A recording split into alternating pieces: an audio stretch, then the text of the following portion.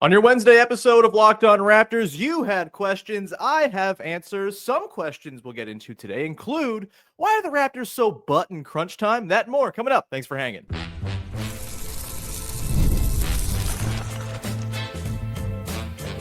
You are Locked On Raptors, your daily Toronto Raptors podcast, part of the Locked On Podcast Network. Your team every day. Hey!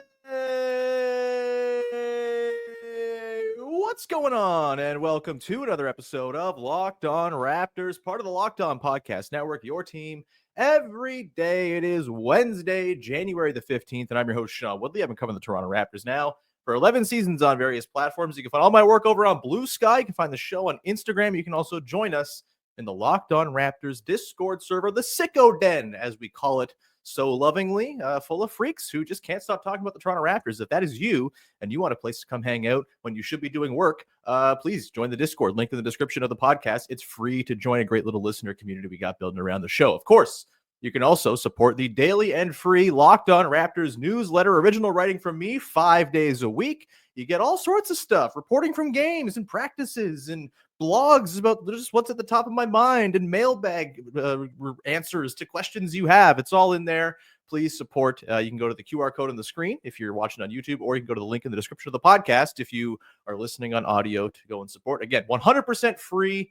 Original writing from me 5 days a week. Katie Heindel 5 times a week as well, or 4 times a week, that is, with Michael Shearer once a week in there on top of that. So please go do it. It's a great value proposition. All right. On today's show, taking some mailbag questions from you, the listeners in the Locked On Raptors Discord. Again, if you want your questions answered on the show, the Discord is the absolute best place to get them in. You can also send them to me on Blue Sky if you want. But for the most part, I pull from the Discord, and we're going to run into a lot of questions today. We got stuff about Ace Bailey and Dylan Harper in the draft. We've got questions about, what's going to actually happen next year when it comes to rebranding the team and the future of the front office and all that good stuff. But let's begin with a question from GFalk86, the foremost Scotsman in the Locked On Raptors Discord. The question is, Chris Boucher, why is he so great, and why should we keep him after this season? Look, I don't think necessarily the Raptors should be keeping Chris Boucher beyond this year. I think, he's 32 years old. There may be a chance to strike while the iron's hot here as he's playing incredible basketball to get some sort of return, though I'm not entirely out on the idea of Chris Boucher coming back on a pretty cheap contract. I don't think you can give him the, 10, 11 million bucks that he's getting right now.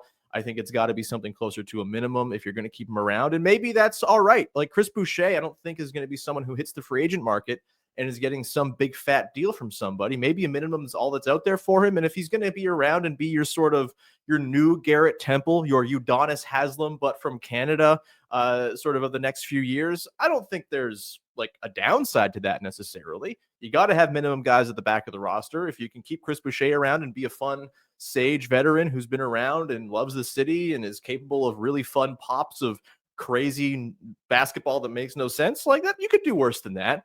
I do think, though, you got to examine to see if there's some sort of deal out there. It's tough. Like, there's not a whole lot in the way of easy to sort of put together Chris Boucher trades out there, just because it's a tough trade market for any team that's kind of in the first apron, second apron, on the edge of the first apron. For those who are unfamiliar, the new CBA essentially just makes life really difficult for expensive and good teams to go and add talent. And the particulars of having to match salary exactly if you're in the first apron, or you can't bring back more than you're sending out if you're in the first apron. If you're in the second apron, you can't aggregate salaries and you have to match 100% exactly salary for salary. It's really difficult to make deals work with teams that are already pretty good and paying a lot of money to be good. And so, finding those matches for Chris Boucher is pretty tricky. I think there are a couple I pitched yesterday, I think on the show, the idea of like a Chris Boucher for Jock Landale and a couple of seconds from the Rockets idea. Maybe that's something that, tickles the Rockets fancy. They get off the Jock Landale money for the next couple of years. It's about $8 million.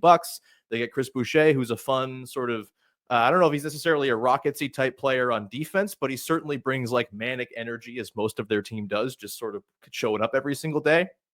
Maybe there's a fit there. but it's tough. And so there's not a real deal there. If you're not getting something substantial back, if it's all you're getting is like, a fake second rounder from a good team that's going to be picking in the 50s, then yeah, maybe you just hang on to Chris Boucher and have him around.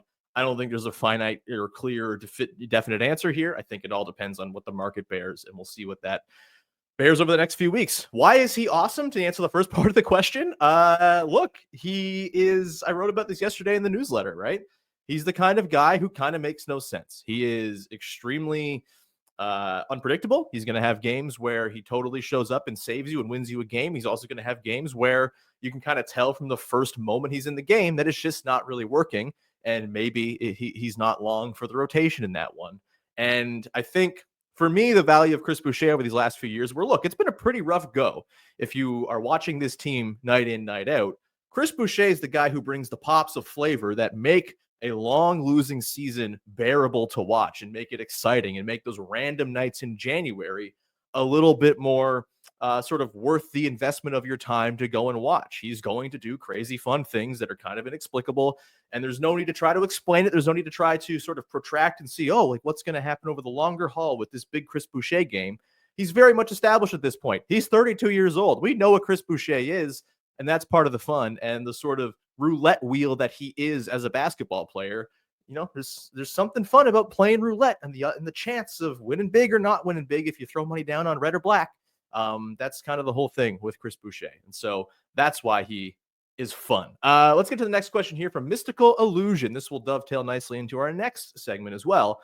Asking, why have the Raps been so horrid in the clutch? Do you think it's a personnel issue in the fact that they lack an elite isolation score, or is it just poor execution and something that can be fixed with the players the Raptors have? I think can be a little column A, a little column B on this one. I think, yes, this is an offense that is predicated largely on like movement and, not sort of individual self-creation. I do think what we're seeing with Scotty Barnes as this sort of mid-range assassin is pretty encouraging when it comes to the clutch time version of this team. Maybe it's not something that is something you're busting out 30 times over the course of a game where you're just kind of throwing into Scotty in the post and hoping that he can go to work and score over a guy. But as a weapon, as a thing that works and that is sort of a tried and true part of his bag, I certainly think that can grow into being the type of just very simple dump it into Scotty play type that helps you get by in crunch time. So there's that. Obviously, having some higher end self-creation would be very rad. Like that helps any team. Any team is going to be better down the stretch when they have higher end self-creation. I do think, not to say that Emmanuel Quickley is that type of guy. I think he kind of is maybe not quite that sort of high level individual scorer type. I think he's more of a sort of table setting type that we've yet to really see fully fleshed out as that player archetype just yet. But I do think having Quickley on the floor, as we've seen, like two of the best fourth quarters the Raptors have played all season was that game against the Nets where they won and just kind of blew the Nets off the floor with Quickley playing extremely well. And that Clippers game way back in November where it was Quickley's first game back, and it was one of the few times the Raptors have performed a fourth quarter comeback and like won a fourth quarter. And it was when you had Quickley out there doing on-ball creation stuff and off-ball stuff that made life easier for those around him. I do think Quickley is a pretty big help when it comes to the clutch time stuff, and they just haven't played very many clutch games with Emmanuel Quickley available. I think over time, their numbers are going to improve. The numbers right now are really bad. They are not good in the clutch. They are the 27th ranked team in terms of clutch time net rating, and most of the teams around them are really bad. The Wizards, the Sixers, the Hornets, the Jazz. It's kind of interesting. The Wolves are 28th in clutch time net rating right now, but the Raptors at minus 15.4. They're not good at either end of the floor. They're giving up 116 points per 100 possessions on defense. They're scoring 100.6. Not great. And again, small sample caveat. It's only 73 minutes. It's not even 2 full games worth of sample, but that's always the caveat that hangs over clutch time numbers. It's why they're often extreme, way more so than your full season data. I think the other thing too here with the Raptors is defense, right? The Raptors of old, the 2019-20 team, the 2018-19 team, the championship team, this was a team that its best crunch time weapon was you cannot score on them to save your life. And that led to all kinds of great things. A, you're keeping points off the board. And B, those teams forced a ton of turnovers. They ran it down your throat. They got easy looks going the other way. The 2019-20 Raptors, my favorite basketball team of all time, this was not a team loaded with individual self-creation, right? It was it was Pascal Siakam just kind of finding his way as a leading man. Kyle Lowry and Pascal kind of running stuff together, intricate actions to kind of get defenses on their heels and creating stuff out of that. Fred VanVleet often involved there. So much ghost screening of guards for Pascal Siakam to get him moving downhill. Like, that team did not have your classic, like, Kevin Durant, all right, it's clutch time, just throw it to the guy and have him go score type of player. But that was an unbelievably good defensive team. They forced a lot of turnovers, they forced a lot of misses, and they ran off those misses, and they were able to get by despite not maybe having that super high-end talent, because their defense was the single best clutch time weapon, maybe in all of basketball. Like, they were absolutely disgusting on defense that season. I'm going to pull up the numbers right now on the fly here just to kind of confirm what I remember was the case. The Raptors' defense in clutch time that year was 100.4 defensive rating. They were a plus 20 net rating team overall that year, the second best crunch time team in basketball. Their offense was very good. Their defense was unbelievable. And, like, again, the Raptors of now aren't blessed with the same defensive talent that team had. And that's, like, the big question going forward, right? Is, can they upgrade the talent defensively to go and have more juice as a defensive crunch time unit? Because you can score all you want. If you're not stopping teams, then your crunch time is probably not going to go super well. Defense is a big deal, as it turns out. And that, like, there's a lot of stuff that the Raptors are missing right now. They're a rebuilding team. It's part of the deal. Crunch time is the sort of province of good, wizened teams that have two-way balance, and the Raptors certainly do not have that right now. Outside help certainly could help. And a couple of the guys who may or may not be available to the Raptors when they come up on the board play for Rutgers. Dylan Harper, Ace Bailey. Could either of them help with the crunch time problems? We'll get into Ace Bailey and Dylan Harper and my very, very early impressions of both coming up in just 1 second as we continue the mailbag. Today's show is brought to you by our friends over at Hungry Root. When it comes to grocery shopping and meal planning, we all have the same problem. We don't have time. We're busy. We got a million things going on. You've got work. You've got, like, I want to go to the gym today to, like, get some run in and make myself feel good. I want to spend time with the people I love. I want to go do things with my social life. Cooking just becomes a nuisance sometimes when you're an adult. And with Hungry Root, that can very much change. It's huge. With Hungry Root, it's like having a personal shopper and a nutritionist all in one. They take care of your grocery shopping, recommending meals and groceries based on your taste and health goals, from anti-inflammatory to high protein and gluten-free options. And the best part, every meal is ready in 15 minutes or less. That's huge. You're talking quick, healthy meals that actually taste great, all delivered straight to your door. It's been a huge time saver for anyone who's used it, and you should really go and give it a shot. It makes healthy eating so much simpler. So you're going to love Hungry Root. Go check it out. For a limited time, get 40% off your first box and a free item in every box for life. Just go to hungryroot.com/LockedInNBA and use the code LockedOnNBA. That's hungryroot.com/LockedInNBA, code LockedInNBA to get 40% off your first box and a free item of your choice for life. That is huge. You just pick a thing. Maybe it's a staple you buy every week, a bag of spinach that you're maybe not always going to use the full thing of, because how does anybody use the whole freaking thing? Guess what? You get that bag of spinach for free for the rest of your life, or whatever else it might be. Go to hungryroot.com/LockedInNBA, code LockedInNBA. Don't miss out. Back at it here, fielding your questions from the Discord as we trudge along with this mailbag episode of the show, and we dip our little toes. I did this a little bit last week talking Cooper Flag in the newsletter, but we're dipping our toes now into draft coverage, baby. We're near the halfway point of the season. We hit the halfway point tonight as they take on the Boston Celtics, and from there, we're counting down time to the draft at this point. We're less than 6 months away, and I think most people are very eager to see what draft night is going to bear. And look, there's a very real possibility the lottery does not go their way. In fact, it's more likely than not that it will not go their way. That's how the lottery works. But if it works out and they end up in the top four, a couple guys just might be there for them to pick, and they play for Rutgers. We're talking Dylan Harper and Ace Bailey. The question from Big Mike in the Discord is, which of the two Rutgers guys gets you more excited if we got the second or third pick this year? I think there's some sort of a consensus at this point that Dylan Harper is probably going to be the number 2 guy in the class. And then Ace Bailey is probably going to, slide in somewhere between like 3 and 7, 3 and 8, based on the draft mocks you see. It seems like there's a little more uncertainty about Ace Bailey as a player than there is about Dylan Harper, who's just kind of been an all-encompassing creative engine for Rutgers this year. He's averaging 25 and 4 He's shooting 35% from three, 50% from the field. He's kind of got it all as like a creative lead guard. And look, the Raptors could use one of those. I just talked about Emmanuel quickly. I don't think he's necessarily your go-to lead creative guard. I think he's a guy who is sort of more, I've used the Mike Conley comparison before, right? Really good, rock solid point guard type who maybe, a big part of his value is that he's also got off-ball juice as well. And, if you bring in another guard, you can kind of trade off the duties. Maybe Dylan Harper becomes your more late game creative force while Quickly's off-ball jitterbug energy is giving you all kinds of gravity away from the ball. Maybe that is a pretty workable setup. I think, Dylan Harper just seems like, look, just caveat before we get into draft stuff. I'm no draft expert by any means. I try to do as much sort of research as I can, look into the numbers, watch some film, watch some clips, watch some smart people breakdowns of these guys and try to draw my own conclusions from that. But I'm always going a little bit blind with the draft, especially this early on. By the time we get to June, I'll certainly have some pretty dyed-in-the-wool takes on some guys. But for now, I'm just kind of going off what the smart people are saying and then sort of processing that into my own brain. Dylan Harper seems like just sort of the consensus better player than Ace Bailey. And so, yeah, he's probably the guy who most excites me if the Raptors can get him because the Raptors need talent. And a Dylan Harper, Scotty Barnes duo sounds pretty darn fun to me.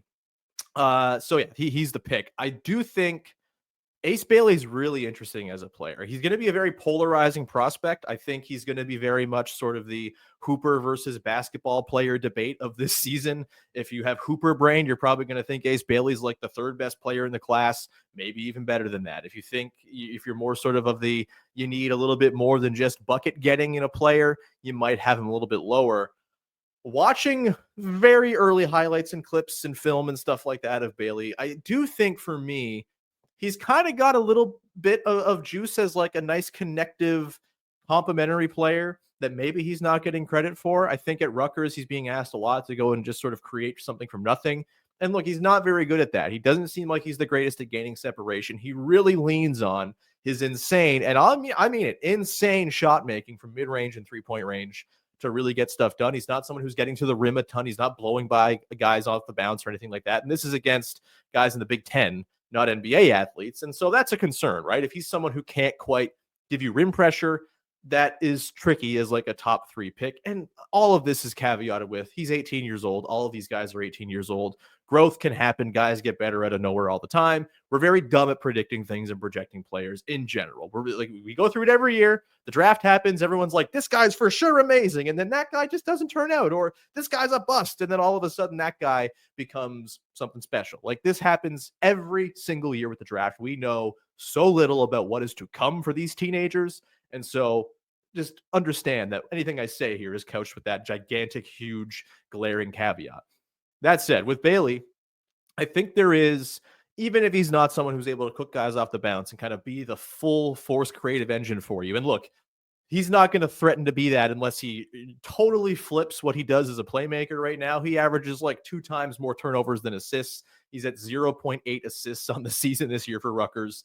Like that is not great if you're looking at like offensive engine type players, which is what you're hoping you're getting when you pick at the top of the draft. And what I think a lot of people think Cooper Flagg and Dylan Harper can be at their very highest upsides.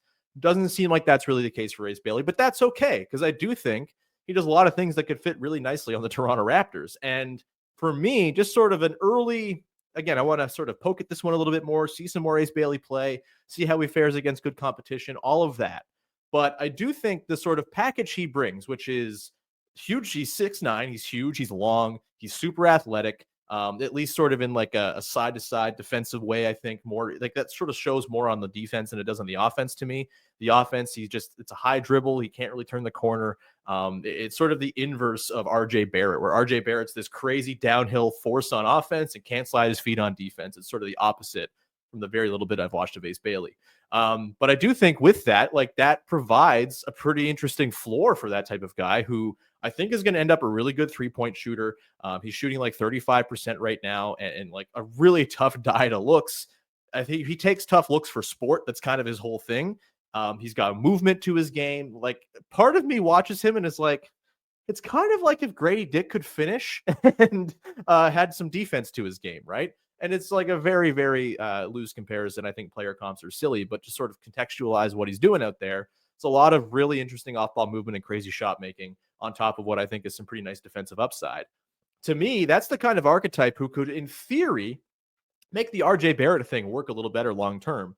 I've talked a lot about, I think, sort of the grand vision for this team should maybe be RJ Barrett moves to the 2, and you have like a 3-4 wing combo of X Wing and Scotty Barnes. And I don't mean the Star Wars ships for you dorks out there. Yeah, you have a wing player X on the wing with Scotty Barnes, and those two guys are your tandem of defensive wings. Cooper Flagg also falls under this category as well, I think. But Ace Bailey's the guy we're talking about. I think with his shot making, that's a beautiful fit off of Scotty Barnes. The movement shooting, the play finishing, the ability to, late in games to go back to the crunch time thing. He's someone who can create something from nothing and just kind of rise up from 18 feet and bang one. That's a pretty helpful thing to have in clutch time as well.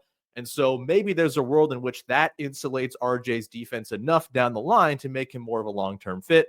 There's timelines to consider it all. RJ's 6 years older than Ace Bailey, 7 years older. Like, it's not a perfect fit timeline wise. I also don't really care about timelines. If guys are good, guys are good. I don't care how old they are.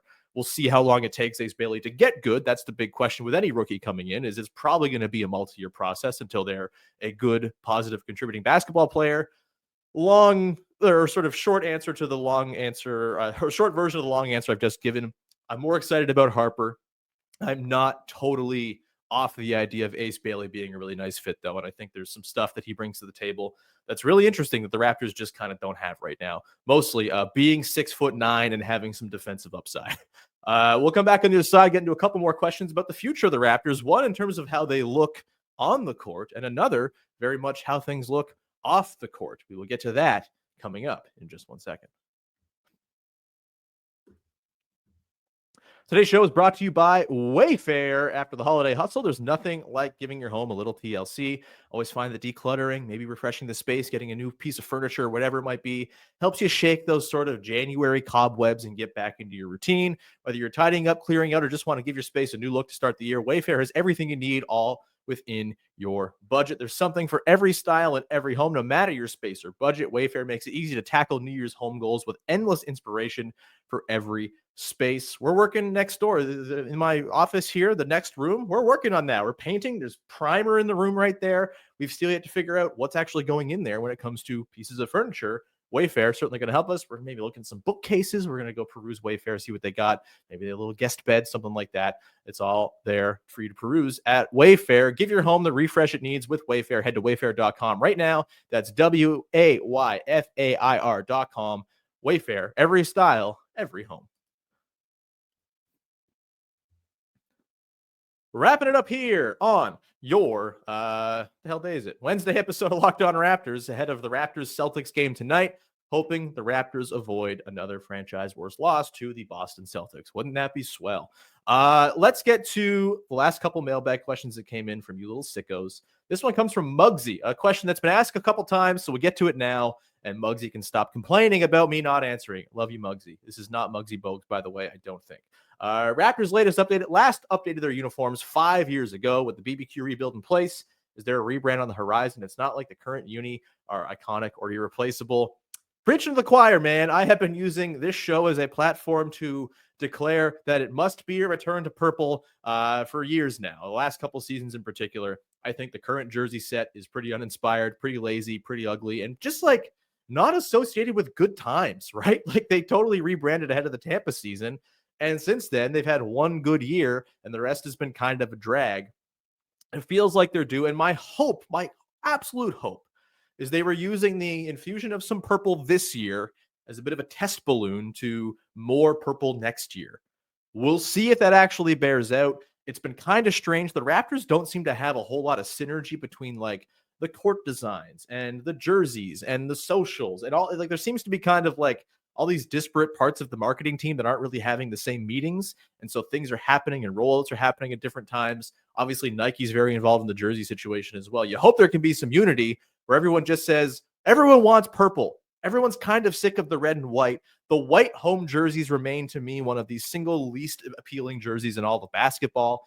It's time for some sort of change. And yeah, I think leaning into purple, I continue to think like, Look, I'm no marketing whiz. I'm not Don Draper over here, but I do think the idea of going back to the original dinosaur with the purple and the jagged pinstripes, maybe a sort of modern update to that, they'll make so much money. Like I don't understand how like that's not really a driving factor here. Like they will make a ton of money specifically off of me just buying that merch, man. I think everyone wants the purple, it seems. It's the coolest color. The 90s are back. People are yearning for a simpler time before the internet when things were still cool. Not to say the 90s were perfect by any means, but they sure seemed a lot more fun to live in than now. Go back to purple, bring back the dinosaur, bring back silly over the top designs of logos. Like that's what people want. Sports are fun. Stop the minimalist garbage and bring back purple, please. Yeah, Muggsy, you're dead on. I really, really hope that they do it because, yeah, the current jersey set, I like the black ones they have with the sort of word mark in the shape of a chevron without the explicit chevron and the pinstripes. I think those are pretty sharp. They look good. I love the purple throwback they're using this year. Would not hate if that's a regular part of the rotation going forward. But the red and the white in particular, I'm done. I'm sleeping on those. They're boring. They're done. They're outdated, and they're associated with a pretty ugly era of Raptors basketball. Purple next season for the actual 30th anniversary, which will hit in 2025 in November. Like, just roll out for full purple, please. I really, really think they need to do it for my sanity. Last one here comes from rwall709 in the Discord asking, do you see Masai and Bobby still calling the shots next season with Rodgers controlling MLSC? If not, who would you like to see as the next GM, president of ops, and who do you think are some realistic candidates from around the league elsewhere? Not really going to dive in too much to the back part of this question because I don't know. Like, there are executives all over the place. They're all kind of the same guy who went to Yale. At this point, I think most people kind of do the job very similarly. Honestly, it's part of the reason I like Masai and Bobby is that they seem to have a bit of a different approach to things. And I know that's kind of gotten them in hot water in recent years, and it's caused all sorts of strife, and people are mad at them, and they made mistakes, and they certainly made mistakes. There's no doubt. But I do think mistakes can be learned from, and I think sort of continuity in a front office is a good thing. So I'm not like itching to see those guys moved out. And I don't think this summer will be the time. I believe Masai Ujiri's contract is up at the end of next year, 2026, when sort of the full MLSC thing happens and Larry Tannenbaum is out. And I think that is probably the inflection point, right? Maybe Masai's just done. He's been on the job a long time. And if, by the end of 2016 or 2026, it'll be 13 years he's been in the job. Maybe he just wants to move on to something else.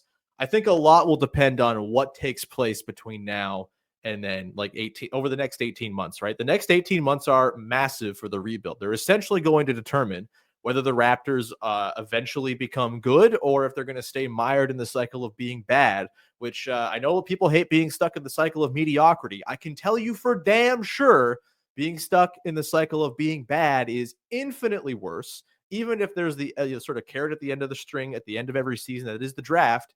Odds are the draft ain't going to save you because that's just not how the lottery odds work. And so, there's a chance that this thing just doesn't really get off the ground and this rebuild sputters and stays stuck in the mud. And if that's the case, if they come in next year and they have a similar performance to this year after adding a high pick and, now Scotty Barnes is on his max deal and Quickly's making his money into year two, that's when things become really concerning if you're the front office, if you're a fan of the team. They need to take a step forward next year, full stop. I think it's got to happen. Otherwise, you really start to question the pieces they have on hand. I'm bullish on that happening. I think the lack of health and continuity this year has really hurt them. And they've kind of just gotten to the point now where it's all right, well, we're terrible. We might as well angle for a pick. We're probably going to have top 5 odds. You just let that live and you're fine with that for this year. But next year, you can't be doing the lottery game again. You can't be wasting another year of Scotty Barnes. You can't be wasting another year of just sort of having the guys you have, the sort of contractual stability the Raptors have right now. It's refreshing considering the recent years they did not have any contractual stability, and it was a big reason for their issues. They have that right now. That's going to go away as soon as the end of next year as guys' deals come closer to the end and things get a little more uncertain. And so, yeah, it is pretty important that they nail the next 18 months here. If that doesn't happen, if they're not sort of on the way to being a good team, if not already kind of like a play-any sort of playoff flirtatious team next year, then I do think there's a chance that 2026 is when things change. And if that happens, be ready because someone new coming in might like Scotty Barnes, might like Emmanuel Quickly, but new people coming in also often want to put their own imprint on a team. And there's no better way to give yourself some job security when you come into a new job than to nuke the whole thing and start from scratch. And that just might be what happens in 2026 if the next 18 months do not bear some fruit and start to push this thing in a positive direction. And if that's the case, like, careful what you wish for, greener pastures and all that. Like, the team could just be bad until 2032 if things don't start really hitting the wheels in the next 18 months. And hey, if they don't, that's on Bobby and Masai, of course. Like, that's a big problem. That's a failure to build a team that can go and turn itself from bad to good. That's on them. But it's also, there's a lot of luck in all this, and there's a lot of uncertainty in changing up who you have at the top for sure. And so, yeah, I mean, I'm not rooting for one thing either way. Like, I think ultimately team success is very luck based, and like, do you happen to the right player at the right time in the draft or via trade or whatever it might be? And front offices have maybe a little less bearing over things than we like to think. I think a lot of this is way more random than we give it credit for. But yeah, certainly the next 18 months, I don't think next year we're going to see a change at the top, but 2026 is the year if things don't go well between now and then. We'll leave it there. Thank you so much to everyone who sent in questions. You're all the very best. I'll be back again tomorrow to talk about Raptors, Celtics, and then Friday we'll have a little toxic positivity for you in some way, shape, or form, as we always do to close out the week. And I think Katie Heindel's probably going to pop on for that one. So yeah, thank you so much for rocking with us. We will talk to you again very shortly. Enjoy Raptors, Celtics. Hopefully it's not a blowout again. Maybe it's something even close, remotely close. Get some more crunch time minutes. I'm cool with that. No Emmanuel quickly, which is a problem and stinks, and hopefully he's back soon from the groin thing he's dealing with. In the meantime, follow, subscribe, rate, review, tell a friend. Appreciate you all for supporting the show. We'll talk to you very, very soon with another episode of Locked On Raptors. Thanks for hanging. Bye-bye. Buckets!